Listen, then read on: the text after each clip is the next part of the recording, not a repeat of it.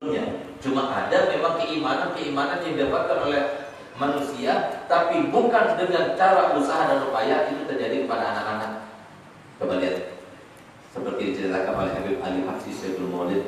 Beliau menceritakan ada seorang anak yang sangat dicintai oleh gurunya, sehingga karena dicintai maka yang lainnya itu iri, dengki kepada si anak ini. Maka kemudian guru tersebut ingin memberitahukan kepada mereka bahwasanya alasan guru itu mencintai anak ini karena ada keistimewaan pada dirinya. Sehingga kemudian beliau membuat suatu perintah kepada murid-muridnya. Wahai murid-muridku semuanya, besok ya, aku berikan perintah kepada kalian semuanya. Besok kalian cari ayam yang berwarna putih, lalu kemudian disembelih di tempat yang tidak terlihat oleh siapapun. Cari ayam yang berwarna putih, lalu disembelih di tempat yang tidak terlihat oleh siapapun. Keesokan harinya datang semuanya, bahwa ayam tersebut sudah dalam keadaan terpotong, sehingga begitu diserahkan kepada gurunya, di mana kau potong? Di dalam kamar. Di mana kau potong? Dalam sumur. Di mana kau potong? Dalam hutan. Semuanya memberitahukan, menjelaskan tentang di mana mereka itu potong. Kecuali murid tadi. Murid tadi datang dalam keadaan ayamnya tidak terpotong. Maka tanya di depan mereka semuanya, wahai fulan, kenapa kau tidak potong ayamnya? Sudah kau bawa, sudah kau beli, padahal aku perintahkan kau untuk memotongnya, baru bawa kepada aku. Apa jawabannya anak kecil? Dia berkata begini, guru kan tadi kemarin bilang supaya dipotong di tempat yang tidak terlihat oleh siapapun. Saya sudah berusaha mencari tempat-tempat yang tidak terlihat oleh Allah, saya tidak mendapatkannya. Dimanapun saya akan melaksanakan penyembelihan itu, Allah selalu melihat aku. Bagaimana apakah sembelih? Coba lihat, anak kecil mempunyai keimanan yang luar biasa. Ini yang dikatakan Nabi Muhammad SAW, keimanan itu adalah keyakinan. Kalau seorang sudah sampai kepada keyakinan semacam ini, dan keyakinan, menguatkan keyakinan itu adalah menguatkan keimanan, merupakan sebuah solusi yang paling utama untuk kita melaksanakan dan menerapkan syariat serta mendapatkan kebahagiaan dunia dan akhirat. Tidak ada takut lagi. Coba lihat siapa neneknya semuanya para habaib. Dia seorang wanita yang harusnya kita jadikan sebagai idola. Tidak ada seorang wanita yang pernah ada, baik Ummuna Hawa sampai pada Sayyidatuna Sarah, Sayyidatuna Hajar, bahkan Sayyidatuna Khadijah, Sayyidatuna Asia, Sayyidatuna Maryam, semuanya itu kalau dibandingkan dengan Sayyidatuna Fatimah tidak ada apa-apanya. Umurnya waktu meninggal cuma 28 tahun. Hidup di dunia cuma 28 tahun, tapi dia bisa mengangkat semuanya. Tapi lihat bagaimana?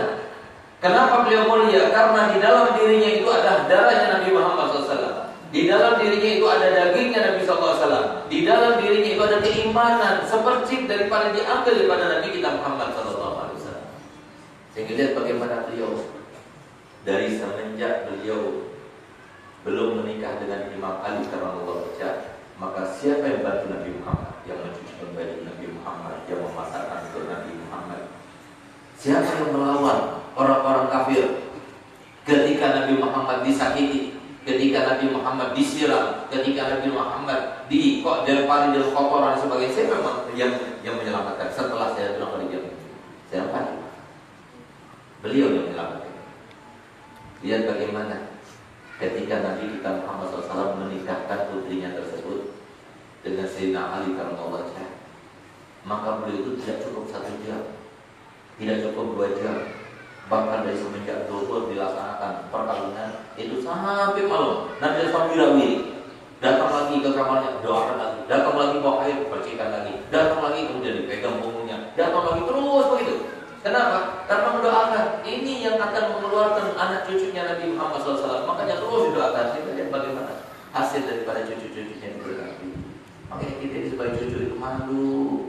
Demi Allah malu kalau semua kita itu punya akhlak yang tidak baik. Kita ini semua akhlak yang baik semua itu berasal dari kita. Semua akhlak yang baik berasal dari kita. Coba lihat bagaimana datuknya Sayyidina Hasan. Datuk kita Sayyidina Hasan Ibn Ali bin Abi Thalib, beliau itu pernah dalam satu rumah. Ketika beliau sedang duduk, yang mengatakan alasan,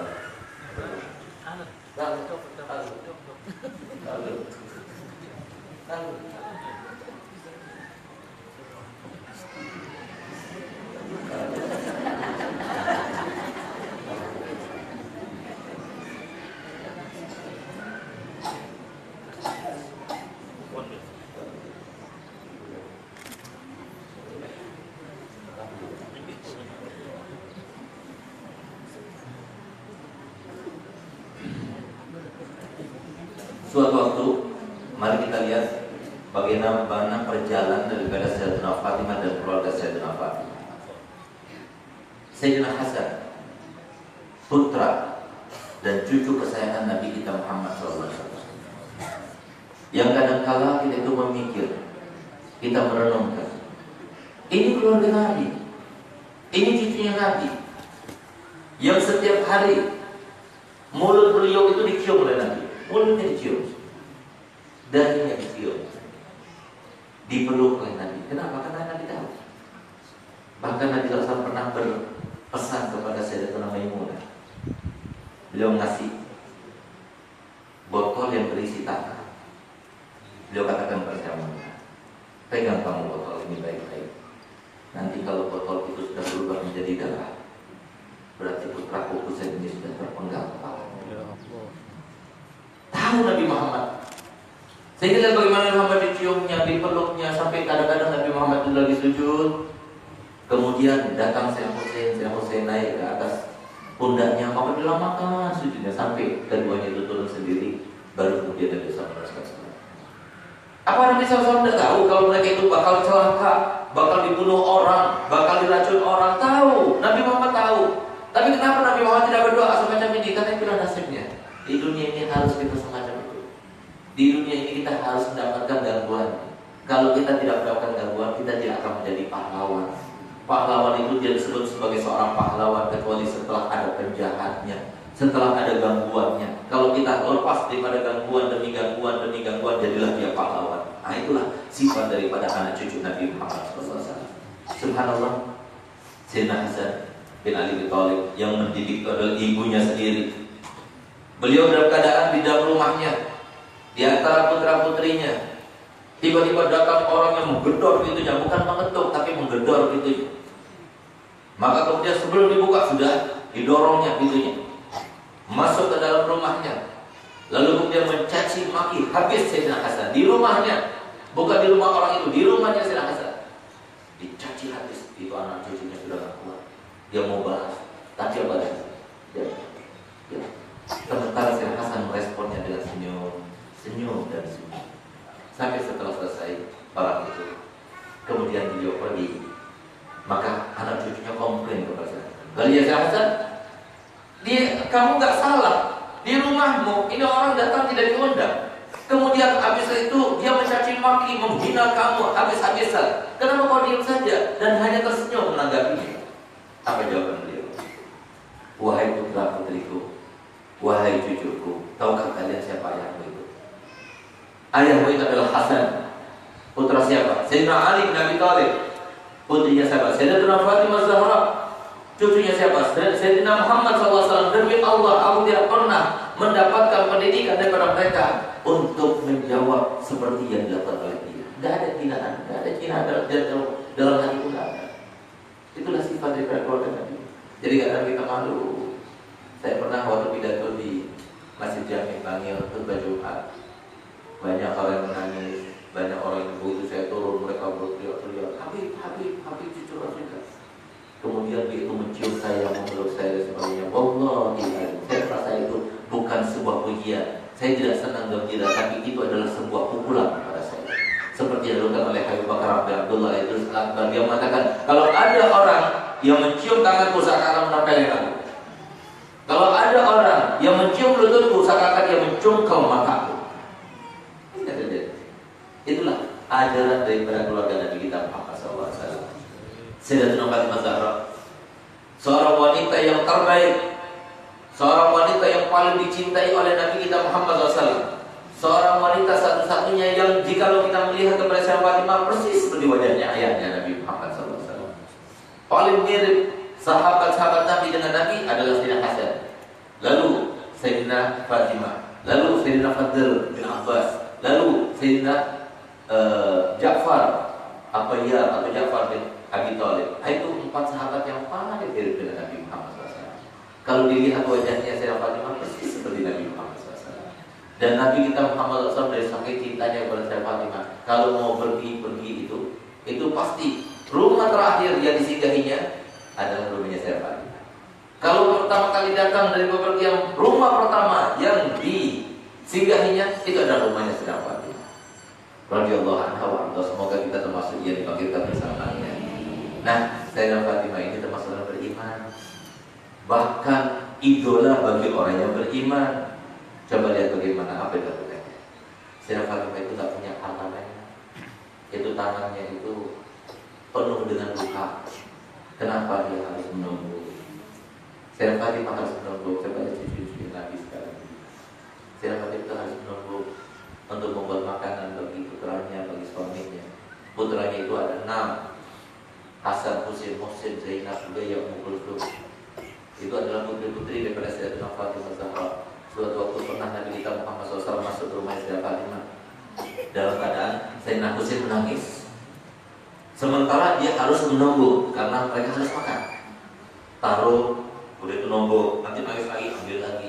Sampai ketika Nabi SAW masuk ke dalam rumah itu, maka Nabi SAW merasa kasihan. Maka kemudian datanglah Bilal dan dia berkata kepada Fatimah, "Kalian, wahai Fatimah, kalau kau mau berikan kepada aku Husain dan kau yang melaksanakan itu. Tapi kalau kau mau, maka aku yang melaksanakan penumpukan gandum itu dan kau yang pegang Husain." Rasulullah menawarkan ayat. Dan dia Fatimah, kalau kau mau, biarkan itu yang namanya penumpuk itu jalan sendiri dengan mujizat daripada Allah Subhanahu wa taala dan kau laksanakan saya Husain.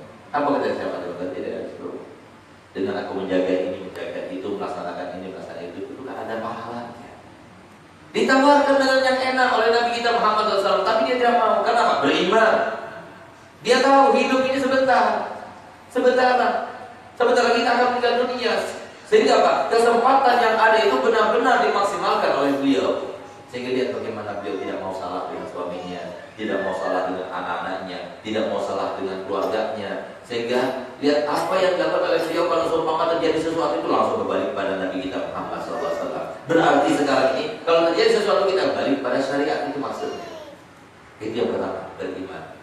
Bagaimana caranya Bu untuk beriman? Ada tahapan-tahapan yang harus ibu laksanakan untuk beriman. Yang pertama, kita harus belajar. Bagaimana kita belajar? Kita sudah tua, masalahnya Nabi SAW pernah bersabda, "Ta'allamu minal mahdi ilal lahdi." Belajarlah kamu dari mulai berada di dalam pangkuan ibu sampai kamu berada di liang lahat. Jadi gak ada waktunya selesai belajar saya. Waktu selesai saya belajar di tempatnya Habib Zain Smith. Waktu saya selesai belajar di tempatnya Abu Yasin Muhammad Al-Maliki, pesan terakhir daripada guru-guru kami itu beliau berkata begini, "Ya sedang mazil tatoliban, kamu itu masih saja sebagai seorang murid, jangan pernah lupa sampai kau mati." Alhamdulillah, sampai sekarang saya belajar. Alhamdulillah saya masih belajar, saya punya guru-guru dalam ilmu falak dan sebagainya, saya masih belajar. Karena sekarang sulit mencari guru, saya belajar pada Haji Umar lewat YouTube, pada Haji Bakar Aduni Al-Masyhur lewat YouTube. Saya masih belajar. Kenapa? Itu meningkatkan keimanan.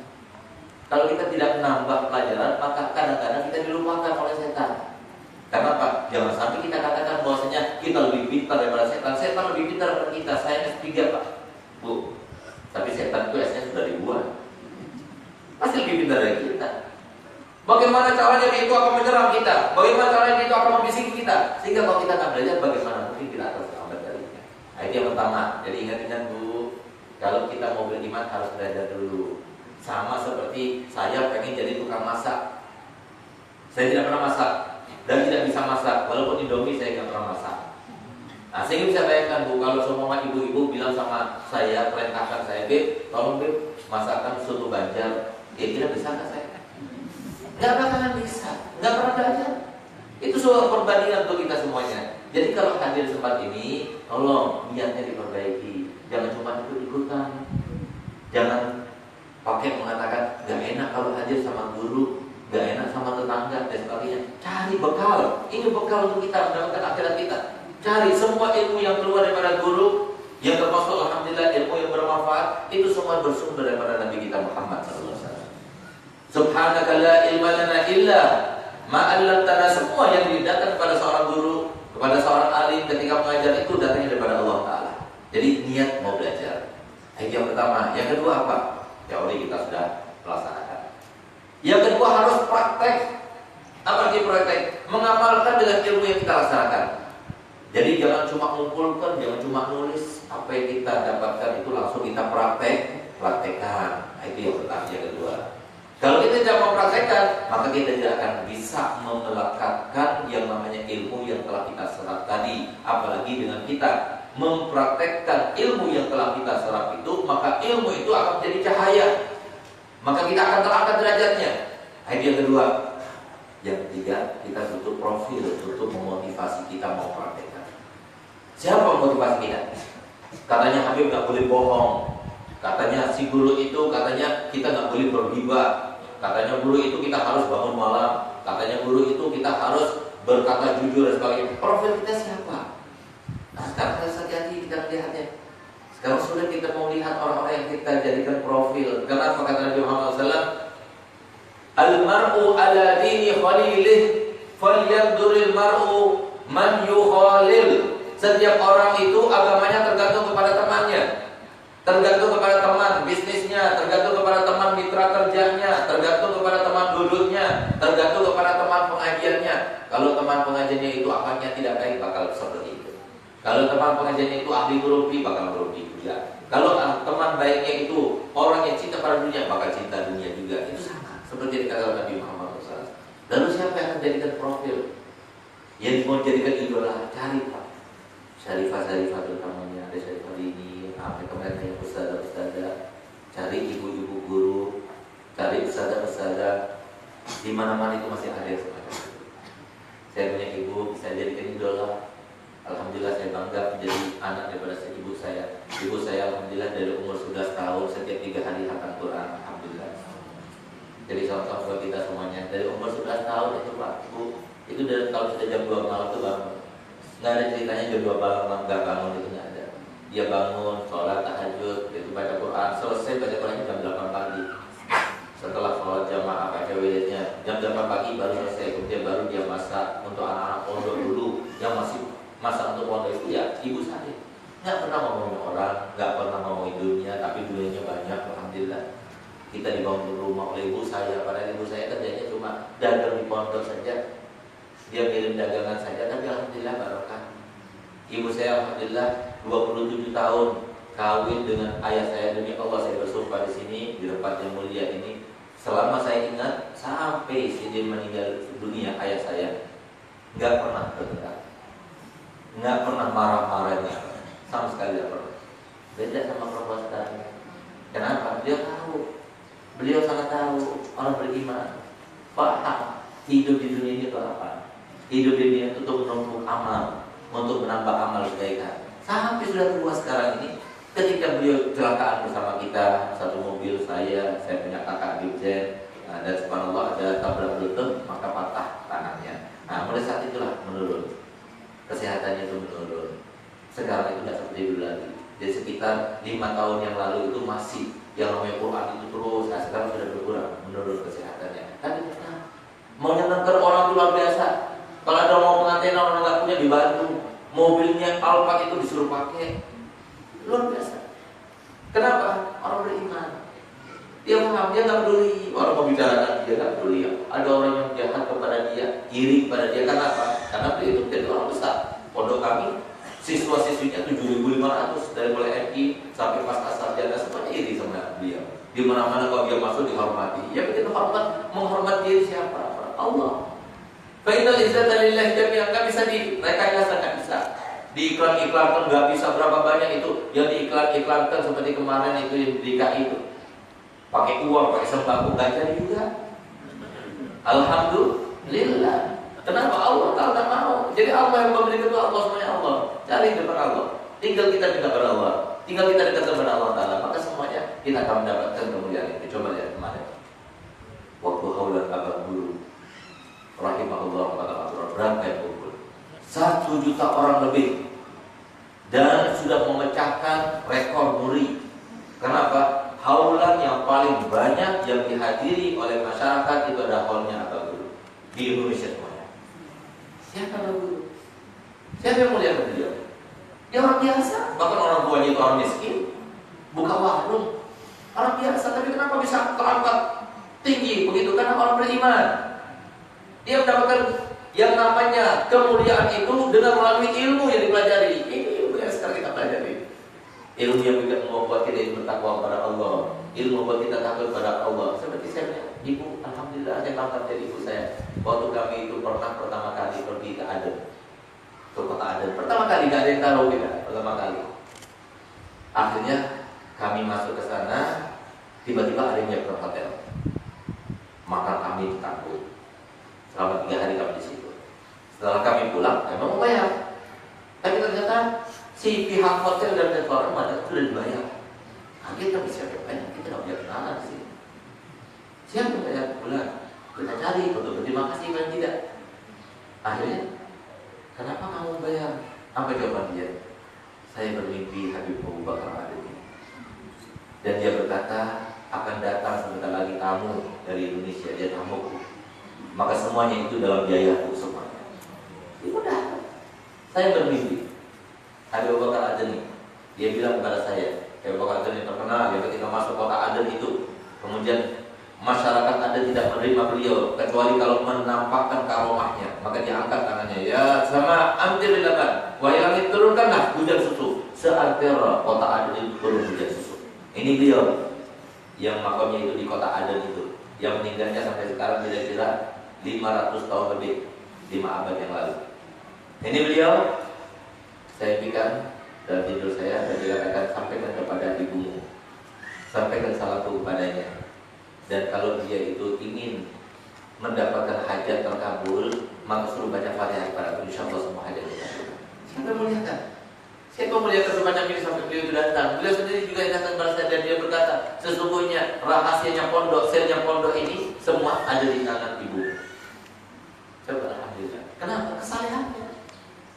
3 hari atas Quran, taat kepada suami. Dia dapat waktu itu warisan daripada ayahnya tahun 81 itu sekitar keuangan 8 juta dulu.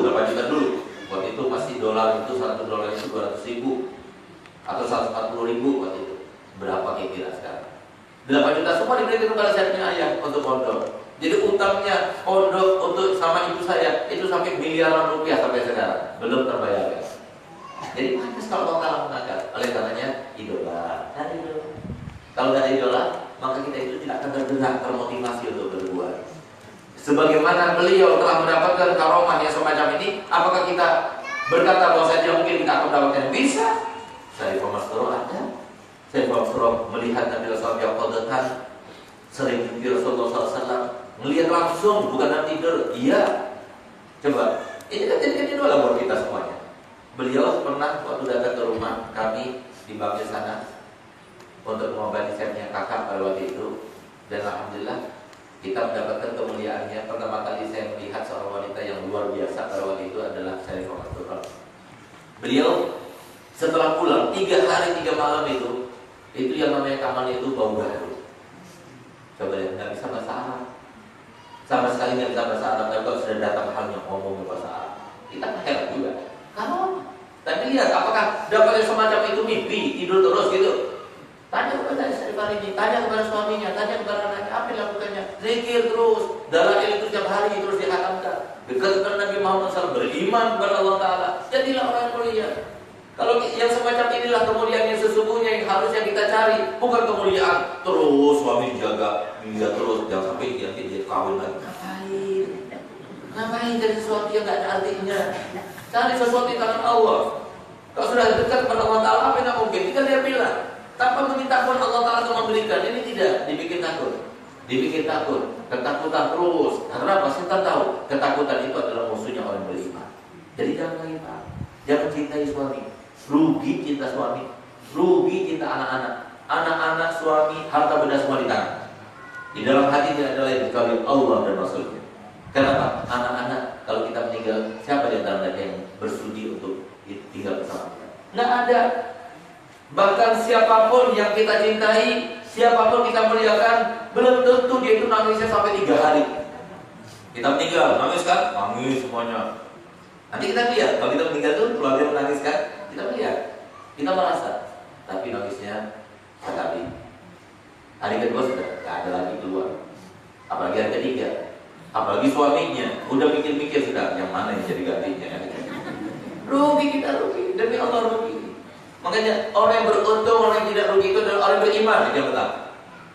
Lalu siapa? Alladzina amanu wa amilus sholihat. Beramal soleh terus. Itu adalah amal yang menjadi andalan kita untuk selamat di akhirat nanti. Kalau kita nggak beramal soleh sekarang, kapan lagi? Kata Habib Abdullah bin Haddad, ad-dunya darul amal wala jaza, wal barzah darul amal wala jaza, wal akhirah darul jaza wala amal. Dunia itu adalah waktunya kita beramal, sedangkan kita mati hasilnya nanti. Tapi banyak dari orang yang baik itu mudah-mudahan itu bukan balasan Allah, itu cuma sedikit efek baiknya. Kalau balasan kebaikan itu nanti di barzah sudah dapatkan, di akhirat dia dapatkan. Tapi kalau di dunia sedikit itu, tidak ada apa-apanya dibandingkan dengan apa yang akan didapatkan kelak nanti di akhirat. Nah kemudian kalau kita di akhirat baru tidak ada lagi amal, tapi yang ada itu adalah jasa. Dan disitulah kata Nabi SAW, syarrun nadamat yaumil qiyamah. Sejelek-jeleknya penyesalan adalah penyesalan kelak pada hari kiamat. Kalau kita menyesal sekarang, kita kan bisa memperbaiki itu. Tapi kalau kita menyesal nanti di akhirat, apa yang bisa kita lakukan? Kita tinggal menunggu hasil, menunggu keputusan, menunggu rahmat Allah, menunggu syafaat, itu saja yang bisa kita lakukan. Oleh karena itu para hadirat yang dimuliakan Allah Ta'ala, laksanakan beriman, lalu beramal soleh. Dan yang ketiga apa? Wa tawasau bil haqqi wa tawasau bis sabr, saling menasehati. Ini sudah tidak ada lagi. Suami berdosa enggak dinasehati, suami main riba tidak dinasehati, padahal riba dosanya itu dosa besar. Kata Nabi Muhammad seperti yang 2 malam lalu beliau itu diperlihatkan ketika Isra Mi'raj oleh Allah Ta'ala kepada seseorang yang itu berenang di atas lautan darah, bukan air tapi darah. Kemudian setiap dia itu mendekati tepian dilempar dengan batu sampai hancur kepalanya. Lalu kemudian jadi lagi, berangkat lagi, renang lagi, dilempar batu sampai hancur lagi, terus begitu. Ditanya oleh Nabi Muhammad SAW, Jibril itu siapa? Itu adalah pemakan riba. Jadi berapa kita dapatkan? Apa riba itu? Riba itu rentenir. Orang yang minta uang 1 juta nanti kembali 1.100.000. Hati-hati. Atau kita pinjam uang di bank, hati-hati. Memang benar kalau kita pinjam uang di bank paling utangnya itu atau bunganya itu 1%. Ketimbang kalau kita itu kerjasama sama orang kita harus ngasih 40%. Tapi ingat, apa gunanya keuntungan segitu kalau ternyata kita mendapatkan berkahnya Allah? Pernah kita mendengar bagaimana sabda Nabi kita Muhammad SAW terkait dengan riba. Nabi SAW bersabda, "Ar-riba bid'un wa sab'una baba, wa adnahum mithil ayyatiya rajulu ummah." Namanya riba itu, dosa riba itu banyak macamnya, tapi paling sedikitnya, paling rendahnya dosa riba kalau orang pinjam uang di bank deh, sama seperti dosanya orang yang berzina dengan ibunya sendiri. Dilarang oleh Allah Ta'ala, sudah jangan lakukan.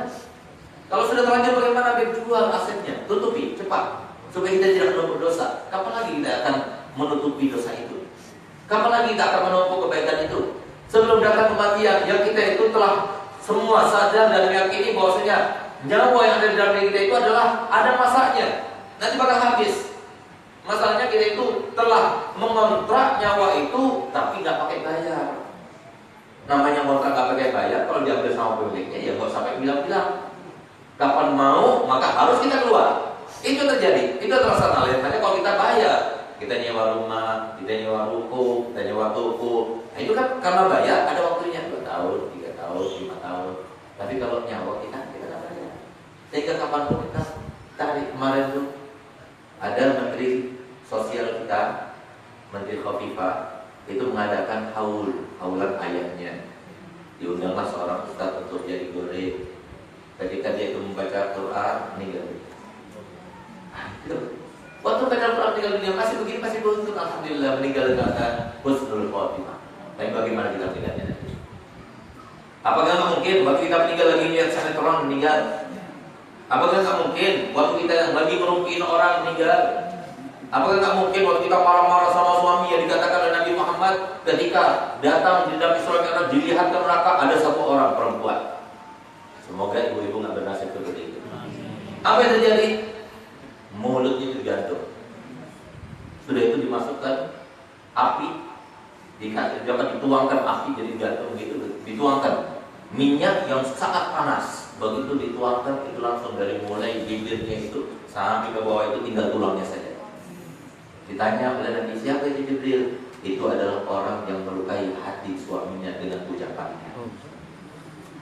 Hati-hati Bu, sekarang ini harusnya kayak begini Bu. Yang penting haknya orang kita laksanakan. Yang penting haknya orang kita laksanakan. Nabi Muhammad paling kasih sayangnya kepada kita semuanya. Nabi Muhammad hanya menjelaskan. Nabi Muhammad hanya membeberkan apa yang dilihatnya. Kalau kita nggak mau melaksanakan, salah. Tapi ingat, kita akan merasakan nanti akibatnya. Jangan sampai kita itu seperti dikatakan oleh Imam Ali bin Abi Thalib, "An-nasu mauta fa idza matu intabahu." Manusia itu dalam keadaan tidur, kalau sudah dia itu mati baru dia bangun. Baru dia, oh iya ya, apa katanya Ustaz itu benar ya? Oh iya ya, apa katanya guru itu benar ya? Nah, nanti kita penyesalannya. Yang perlu lihat suami, makanya suami itu jadi besar-besarkan, jadi agung-agungkan. Jangan diperhatikan, perhatikan Allah. Cintai Allah. Cintai Nabi kita Muhammad SAW. Nanti kalau sudah tidak ada lagi suaminya baru menyesal. Dan kalau sudah lihat julak-julak acil-acil yang sudah tidak ada suaminya, tinggal nyesalnya Bu.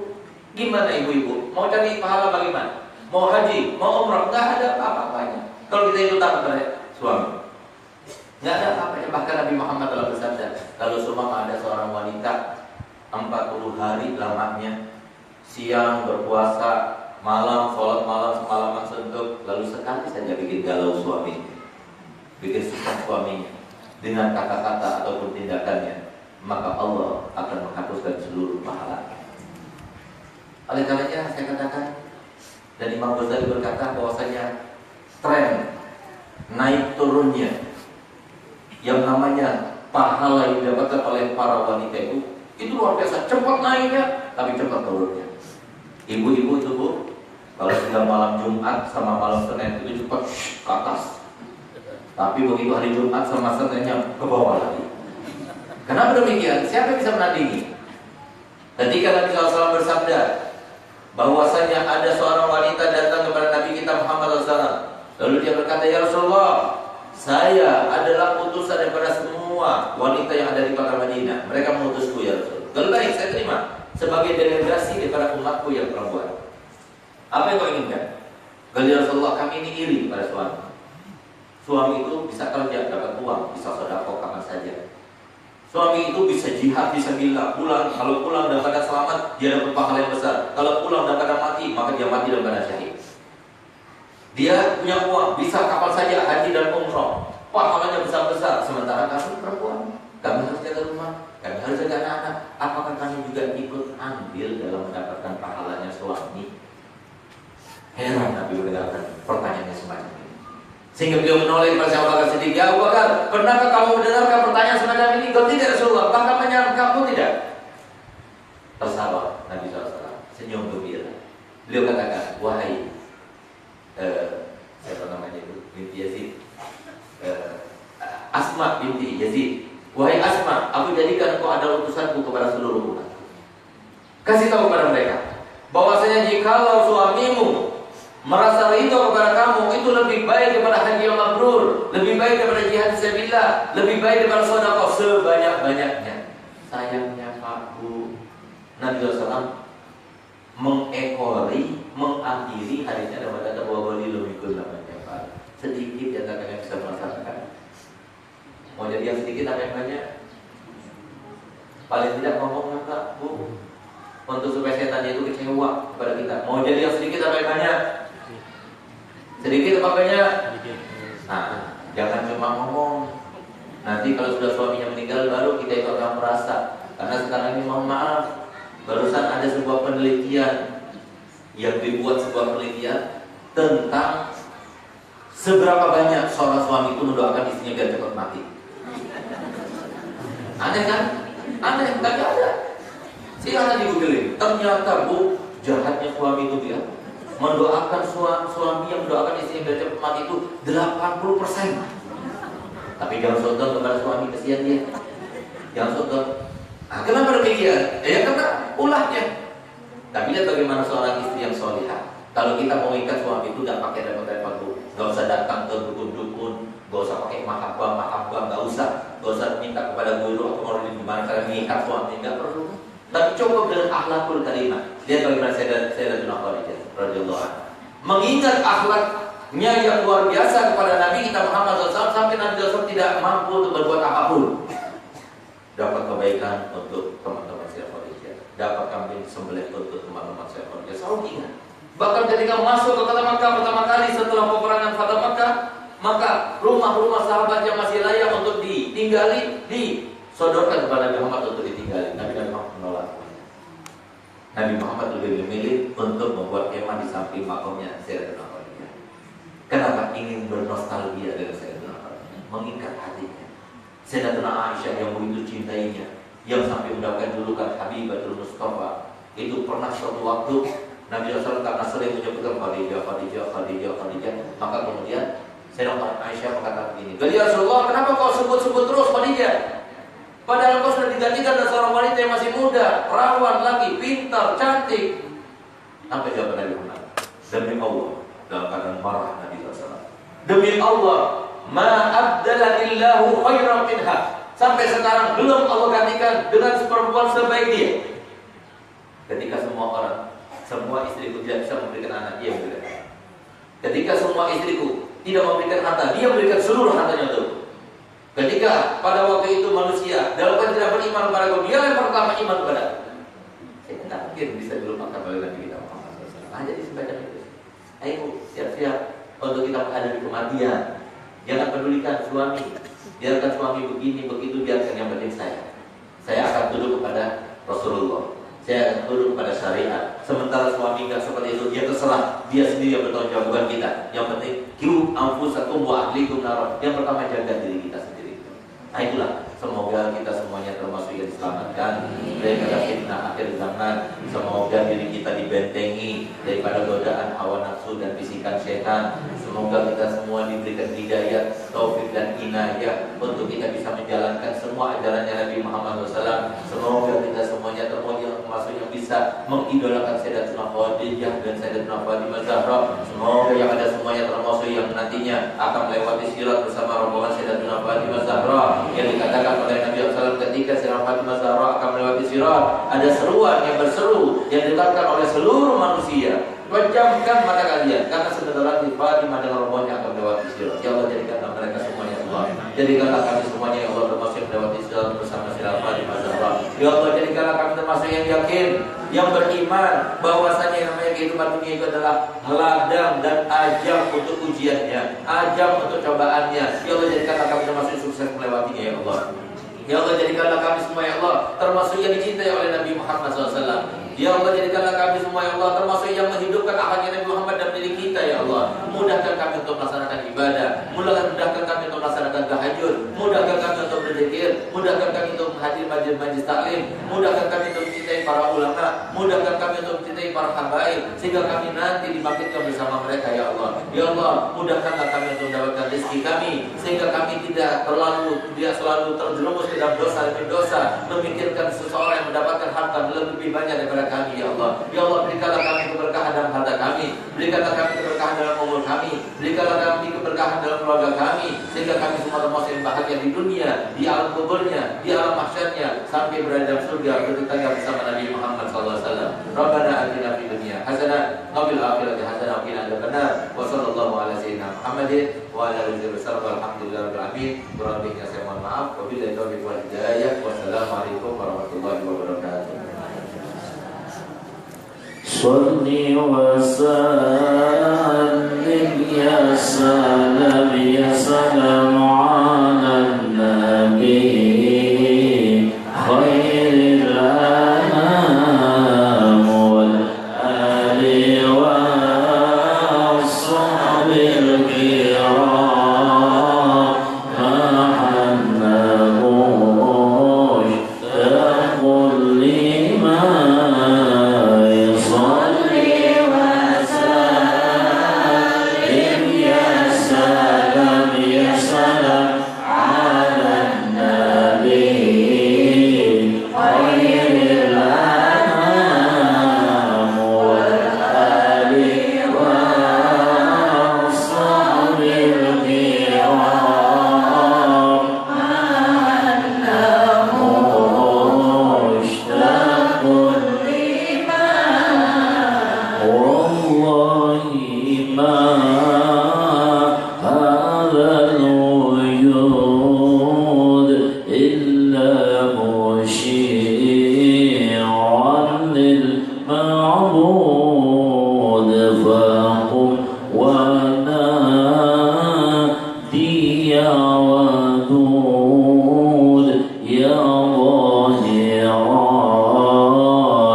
في كل شيء صل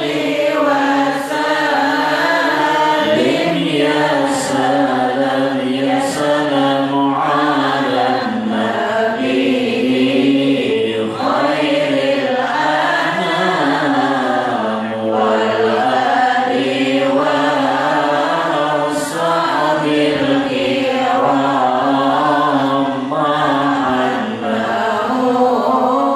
مشتاق بالله رق وارحموا حالي فإني غرام تعظفوا تكرموا بنظرتهم يا أهل الحي صل وسلم يا سلام يا سلام على النبي خير الأنام والآل والصحب الكرام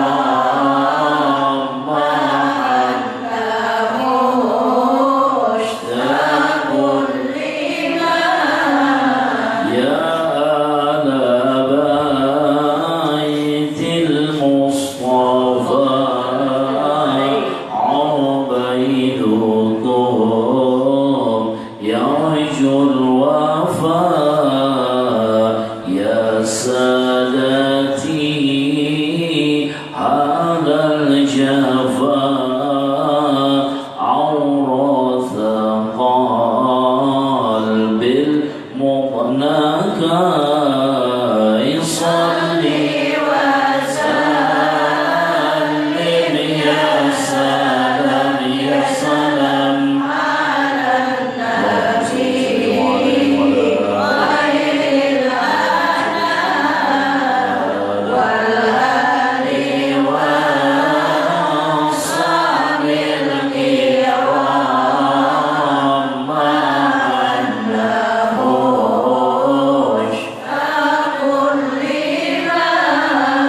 يا ويح قلبي ما استدار مما جنات يد الشباب يا خجلتي يوم الحساب